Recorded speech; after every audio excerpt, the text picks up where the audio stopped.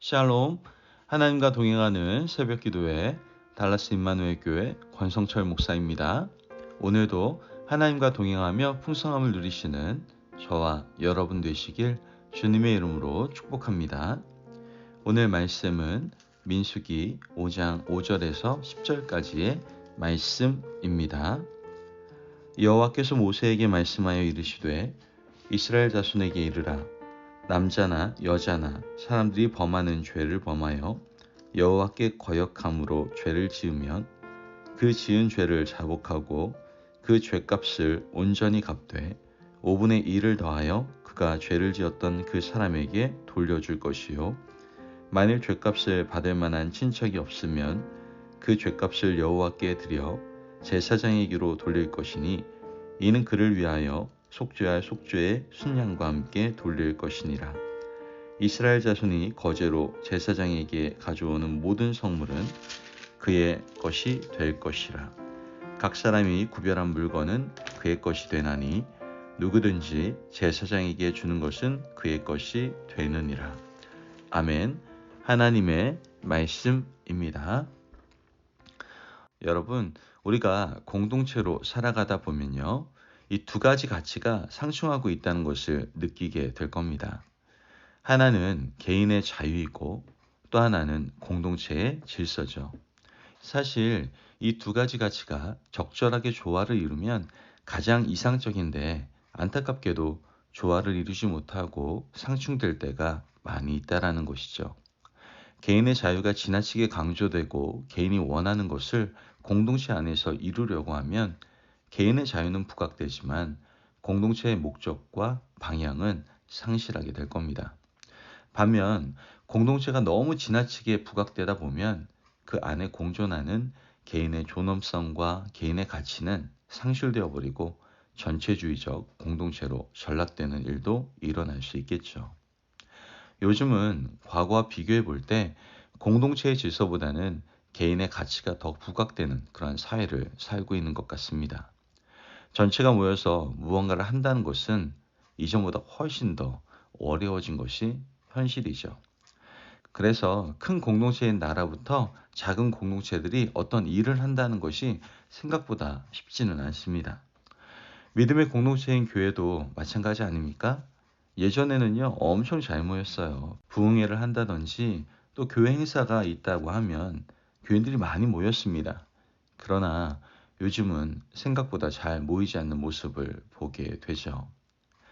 이스라엘 공동체가 출애굽해서 광야를 거쳐 가나안까지 들어가는 과정에서 공동체를 이끌어가는 모세와 그를 영적으로 지도하시는 하나님께서는 개인의 자유를 존중하시지만 또한 공동체의 질서를 유지하는 것도 굉장히 중요한 문제였다는 것이죠. 오늘 본문에서도 하나님께서 죄의 문제를 다루시는 모습에서 공동체를 어떤 눈으로 바라보시는지 여실히 드러나는 것을 보게 됩니다. 사실 죄는 혼자 짓는 것인데 공동체와 무슨 상관이 있느냐고 물을 수 있습니다. 죄는 개인이 짓는 것이 맞지만 사회 구성원 불특정 다수에게 영향을 끼치는 것이 바로 죄입니다.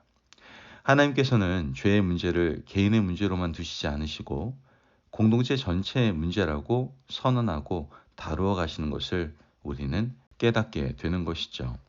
6절 말씀을 보면 이스라엘 자손에게 이르라. 남자나 여자나 사람들이 범하는 죄를 범하여 여호와께 거역함으로 죄를 지으면, 말씀을 보면 죄는 여호와를 거역하는 것이라고 말씀하고 있죠.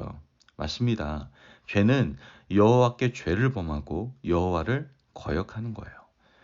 그런데 말씀을 계속 보니까 죄를 범하면 하나님께 회개하고 잘못을 구하는 것으로 끝나지 않습니다. 7절 말씀을 보면 그 지은 죄를 자복하고 그 죄값을 온전히 갚되 5분의 1을 더하여 그가 죄를 지었던 그 사람에게 돌려줄 것이요. 여러분, 죄를 자복하는 것까지는 우리가 충분히 납득할 수 있지 않습니까? 죄를 지으면 회개하고 잘못을 자복해야 합니다. 그런데 그것으로 그치지 않고 죄의 영향을 받은 사람을 찾아가라고 말씀에서는 이야기하고 있는 겁니다. 죄가 영향을 준 사람을 찾아가서 죄값을 물어주라고 말씀하고 있는 것이죠. 이 명령은 레위기 율법에서 읽었던 속건제 규정을 그대로 적용하고 있다는 것을 알게 됩니다. 이 속건제 규정에는 어떤 사람의 재산에 손해를 입혔을 때 그 값에 5분의 1을 더해서 주라고 말씀하고 있죠. 오늘 이 본문에서도 사람을 찾아서 5분의 1을 더해서 주라고 하시고, 만약 그 사람이 없으면 가까운 친척을 찾아보고, 친척이 없으면 제사장에게 와서 죗값을 주라고 말씀하고 계십니다. 죄의 문제를 이렇게 다루는 것은요, 죄가 개인의 차원에 머무르지 않고 공동체 차원으로 확대되어 가기 때문이다라는 것이죠. 즉 하나님께서는 죄의 오염성을 아시고 죄의 문제를 이렇게 다루시는 것을 우리는 깨닫게 되는 겁니다. 이와 같은 이유로 우리는 개인적인 영역에서 짓는 죄를요, 나만의 문제라고 생각하면 안 됩니다. 내가 짓는 죄는 혹은 우리 가정, 사회, 나라에 영향을 준다는 사실을 우리는 반드시 기억해야 된다는 것이죠.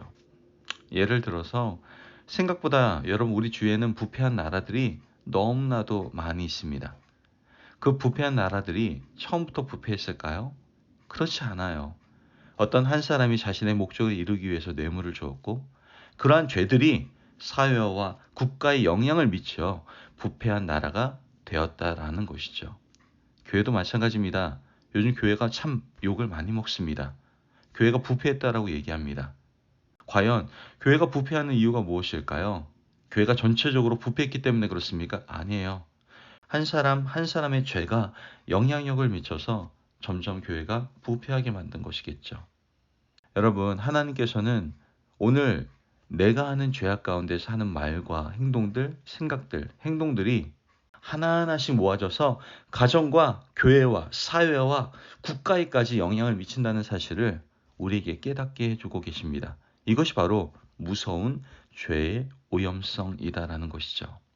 그러므로 오늘 우리가 하루를 살아가면서 우리 자신의 말과 행동, 생각하는 것들이 죄악 가운데 있지는 않은지 늘 항상 살피고, 죄의 오염성이 아닌 선한 영향력을 흘려보내기 위해서 힘쓰는 삶을 사시는 저와 여러분이 되시길 주님의 이름으로 축복합니다.